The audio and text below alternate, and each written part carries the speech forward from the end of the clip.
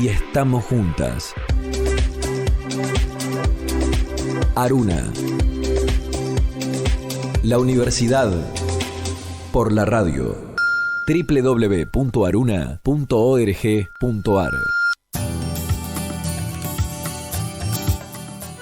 8:44. Veníamos siguiendo la discusión que se viene dando desde hace ya varios meses, podemos decir, ¿no? De las advertencias en relación a la sequía y la bajante de ríos. Aquí en Misiones empezamos a contar en su momento la preocupación de los vecinos y las vecinas de Puerto Iguazú con la bajante también de los ríos en esa zona y la afectación a la vida cotidiana. Durante semanas en Puerto Iguazú estaban sin agua, sin provisión de agua, y en el caso de la bajante que tal vez tiene más notoriedad a nivel nacional también, que es la bajante del río Paraná, estamos viendo la preocupación de toda la región en relación a este tema. Y está en línea para charlar un poquito y profundizar sobre esta cuestión el ingeniero Juan Antonio Martínez Duarte, es ingeniero forestal, especialista en planificación del medio ambiente, docente de la Cátedra de Ordenación de Cuencas Hídricas de nuestra Facultad de Ciencias Forestales. Ingeniero Duarte, muy buenos días, ¿cómo le va? Alicia Rivas lo saluda. Muy buenos días, Alicia. Mucho gusto en charlar con ustedes sobre este tema tan importante y que prácticamente está preocupando a toda la sociedad, dado que impacta directamente sobre el bienestar de las personas. Escuchábamos a gente que está trabajando esta temática también en provincias como la de Entre Ríos y la de Santa Fe, advertir que el pico de la bajante, por ejemplo, del Paraná, del río Paraná, habría que esperarlo para octubre, o sea que aún vamos a tener más postales todavía del río muy bajo, digamos, ¿no? ¿Cómo se explica? ¿Cómo lo explican ustedes o cómo lo ven, además, desde una cátedra como esta? Sí, tratamos de explicar, siendo no obstante una problemática que es compleja y que tiene muchas causas. Y bueno, una de las causantes principales de estas bajantes, que como decía es más notorio en nuestro río Paraná, la sequía que se experimenta en las altas cuencas del río Paraná, que abarca, como decía en una nota reciente, 5 países: Brasil, Bolivia, Paraguay, Argentina y Uruguay. Entonces la sequía es la causante fundamental. Y no obstante hay otras causantes también que impactan mucho sobre esta problemática, que es el cambio de uso de la tierra, cambio de uso del suelo, porque el hombre, para poder realizar sus actividades agropecuarias y forestales, ha transformado la cobertura del suelo de grandes áreas de la cuenca del río Paraná, como así también de otras cuencas del mundo, ha transformado la cobertura, que en nuestro caso era principalmente el bosque nativo, la selva paranaense, que cubría las altas cuencas y gran parte de la cuenca media y alta del río Paraná, y bueno, se fue generando de bosque a través de los siglos, y con más énfasis en las últimas décadas.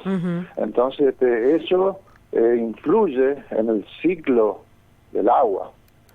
Esa es una temática muy estudiada también en nuestra cátedra, que mediante la hidrología forestal, o sea, lo que se llama el bosque, tiene grandes influencias sobre el ciclo del agua, ¿no? Entonces, fundamentalmente, el bosque nativo o la selva paranaense lo que permite es que el agua de lluvia, cuando se produce lluvias suficientes, Entonces, lo que permite es que el agua de lluvia escurra de manera superficial, pero principalmente de manera subsuperficial y subterránea. Y de esa manera permite la recarga de los acuíferos. Entonces, cuando se producen sequías, más si esas sequías no son tan extensas, permite que en las épocas de sequía fluya el agua de los acuíferos hacia las corrientes naturales, y de esa manera el caudal, si bien también disminuye en las épocas de sequía, no es tan pronunciado, ¿no? Entonces esas son dos de las grandes causas que explica la ocurrencia de este fenómeno que estamos experimentando, es decir, la sequía y el cambio de cobertura del suelo. Esto que se viene advirtiendo hace mucho tiempo, la preservación de un recurso, un bien tan fundamental como el agua, está ligada fuertemente también a la conservación de nuestro monte nativo, de nuestra selva, digamos, ¿no? Exactamente. Y también mediante la práctica de la agricultura y la actividad de la reforestación de manera racional, podríamos también aminorar el impacto, porque un manejo racional de los cultivos y del suelo, practicando, por ejemplo, las curvas de nivel, protegiendo, por ejemplo, los bosques protectores de los cursos de agua, tratando de no compactar tanto los suelos con las labranzas. O sea, son todas prácticas conservacionistas que el hombre puede realizar para también, de alguna manera, disminuir los impactos, porque caso contrario, por ejemplo, si hay una práctica irracional, los suelos se compactan con las maquinarias y los cultivos intensivos, y la práctica de actividades no conservacionistas compacta el suelo. Entonces cuando llueve el agua escurre superficialmente, entonces el agua se va generando erosión y además generando otros problemas como inundaciones y demás. Esto entonces, que usted si dice... practicamos una agricultura racional, que es también posible de practicar, es decir, el hombre necesita realizar esas actividades agropecuarias y forestales para la supervivencia. Entonces, pero hay una forma de realizar esas tareas de manera racional mediante la práctica de la agricultura y la forestación conservacionista. Y para eso en nuestra universidad también se forma profesional, ¿cierto?, que capacitado para realizar esas prácticas racionales, como recién comentaba, como es la ingeniería agronómica, como es la ingeniería forestal, ¿no? Ingeniero, ¿y cómo caracterizaría usted el uso de nuestros territorios, pensando esto, en la provincia de Misiones, cómo es ese uso de nuestros territorios, desde la producción agropecuaria hasta, bueno, el uso en sí de los recursos hídricos? ¿Cómo lo caracterizaría? Bueno, en la provincia de Misiones también tenemos tareas pendientes. No obstante, estamos bien posicionados en cuanto a que todavía tenemos oportunidad de conservar lo que tenemos. Es decir, la conservación de los bosques nativos, que como usted sabe, cubre gran parte de la provincia de Misiones, especialmente las altas cuencas, el corredor verde, en fin, el sistema de áreas naturales protegidas, que con estos avisos que estamos teniendo de las bajantes y las sequías, tenemos que cuidar más que nunca. No obstante, tenemos que, si bien hemos mejorado en las últimas décadas en relación a eso, hay todavía tareas que tenemos que cumplir, pero estamos a tiempo. Y en cuanto a las prácticas de las agriculturas y la ganadería, también en Misiones por ahí, si bien ya muchos productores medianos y pequeños y también grandes están practicando lo que se llama las prácticas conservacionistas en la agricultura y la actividad forestal, todavía también falta, hay mucho que hacer en esas temáticas. No obstante, tenemos ejemplos como la conformación de los comités de ordenación de las cuencas hidrográficas, ¿no? Que trata de que en ese comité participen los diferentes actores, ya sea gubernamentales, no gubernamentales, personas que están en relación con la temática, y en ese comité, con la participación, decía, el gobierno también, a través del Ministerio de Ecología y Recursos Naturales, se están promoviendo la actividad de esos comités de cuenca que tratan de que las actividades que se realizan en las cuencas hidrográficas trate de ordenar el uso de la tierra mediante un ordenamiento territorial. Es decir, que los bosques se conserven, de conservar y restaurar los bosques protectores, de las prácticas de la agricultura racional, como decía recién, de la ganadería también, los sistemas agrosilvopastoriles bien manejados. Todas esas prácticas ayudan a prevenir la ocurrencia de estos problemas, que inclusive generan también otros problemas que todavía no tenemos, pero que tenemos que ya empezar a tener muy en cuenta, que es la probabilidad de ocurrencia de incendios, tanto agropecuarios como forestales, ¿no? Tenemos, porque de hecho, algunos focos cada tanto, ¿no?, de incendios. Sí, claro. Entonces tenemos que empezar a activar las alertas para que, por ejemplo, los bomberos empiecen a poner en condiciones sus máquinas, ver de dónde nos vamos a proveer de agua en caso de que ocurran focos.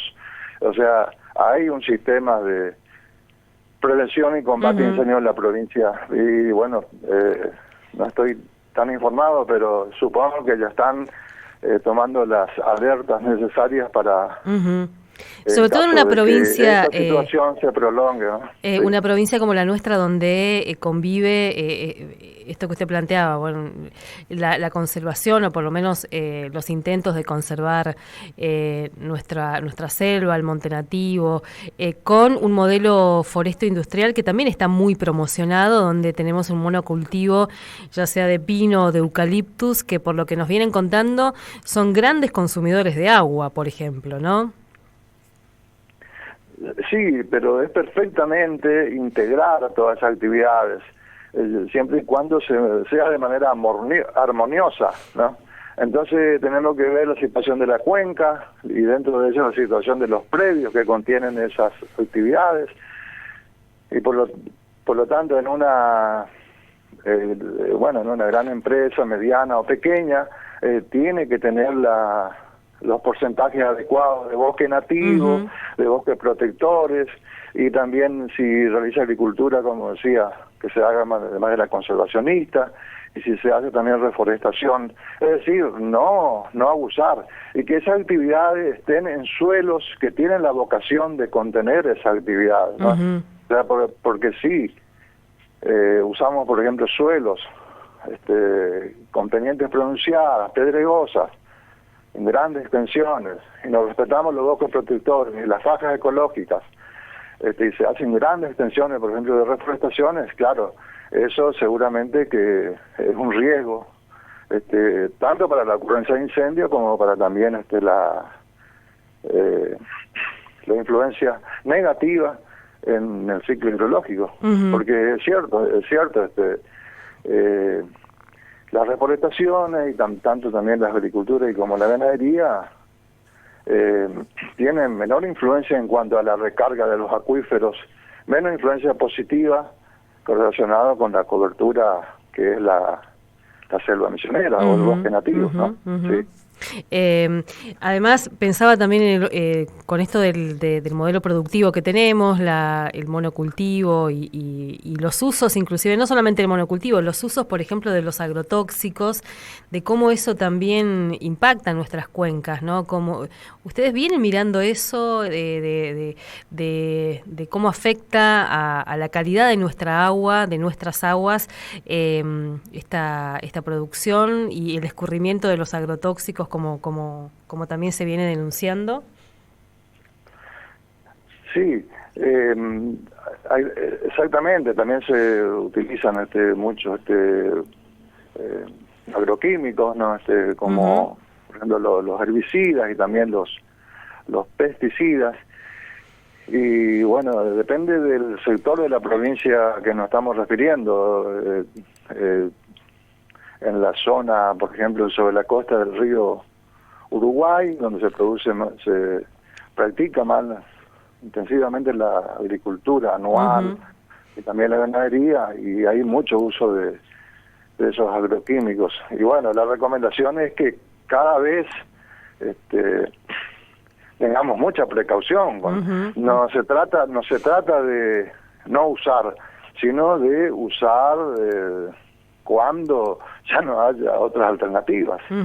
Hoy en día hay alternativas como es la agroecología, que trata de, por ejemplo, de practicar combinando armoniosamente las actividades, y de esa manera tienen menos impacto las malezas y también el menos impacto de las plagas y enfermedades. Es decir, tenemos que, y de hecho es lo que se enseña, como les comentaba, en nuestra universidad, de justamente el manejo adecuado de todas esas técnicas para la práctica de la agroecología y también el manejo racional de los agroquímicos, para que no afecte nuestros ecosistemas negativamente, y también a la salud humana, que es fundamental. Ingeniero, ¿y esta sequía que estamos viviendo y estas bajantes se comparan a otros tiempos así recientes de nuestra historia reciente? Sí, periódicamente ha ocurrido. Hay información, inclusive pueden acceder a la página del Instituto Nacional del Agua, y que muestra la periodicidad de estos fenómenos, bueno, con más o menos gravedad, pero ha ocurrido. Lo que pasa es que en las últimas décadas el impacto evidentemente es mayor, debido al aumento de la población, al aumento del desarrollo, al aumento también del uso del agua para distintos usos, por ejemplo las represas hidroeléctricas, y las represas que también almacenan agua para riego en las altas cuencas del río Paraná especialmente, y indudablemente también las áreas cultivadas con distintos cultivos, monocultivos, cultivos asociados, sistemas agroforestales o agrosilvopastoriles, ha aumentado también, lógicamente, por el aumento de la población. Las ciudades también, evidentemente, han crecido en las últimas décadas, y entonces la problemática se nota más. O sea, la crisis es mayor también cuando empieza a faltar agua, ¿no? Una de las preocupaciones que aparecían también planteadas es la generación hidroeléctrica, ¿no? O sea, con este nivel de bajante, en riesgo la producción de energía eléctrica para algunas regiones también, ¿no? Sí, las represas hidroeléctricas son necesarias porque justamente para el bienestar de la población se necesita la energía, o sea, para cualquier desarrollo, ya sea para una industria, para las actividades inclusive domésticas.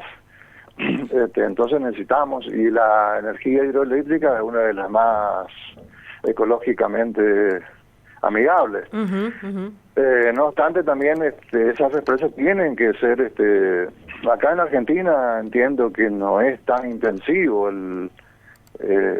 hasta ahora por lo menos el uso de las represas. Tenemos la Cosilla Citetá, que tenemos otras represas como el Salto Grande, son y otras más en el sur, en la Patagonia y demás. Pero no es tanto. Bueno, acá cerca tenemos la represa de Itaipú, pero en Brasil tenemos un gran desarrollo de exactamente, hidroeléctrico. los brasileños, justamente como un país que de mucho desarrollo, necesitan la energía para ese desarrollo, entonces han multiplicado la construcción de represas en la alta cuenca del río Paraná y sobre otras cuencas también que están íntegramente o en parte en territorio brasileño. Y bueno, cuando en estas épocas de sequía, si se producen algunas lluvias, prácticamente se utiliza para la recarga de esas represas. Entonces no llega el caudal hacia aguas abajo. Esa es una situación que tiene que ser, y hay organismos que tienen que atender esas temáticas, como es el Mercosur, como es el Comité de Cuenca del Río de la Cuenca del Plata, es decir, que integran esos 5 países que no. Recientemente participé en un evento organizado por Itaipú Binacional, justamente trataba de las cuencas nacionales, fronterizas y transfronterizas, porque muchas cuencas